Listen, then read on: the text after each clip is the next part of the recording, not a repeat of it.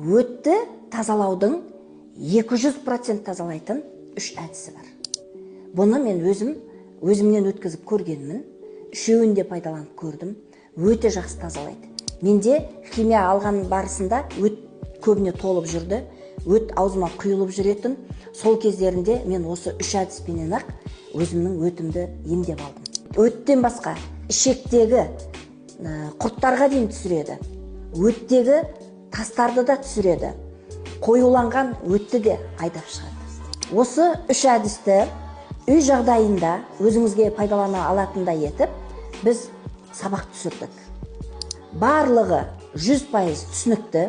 Бұны акциямен 990 теңгеден 100 адамға бермекшіміз. Осы сабаққа бонус ретінде ас қорыту жүйесіне арналған кеңестер тегін ала аласыздар.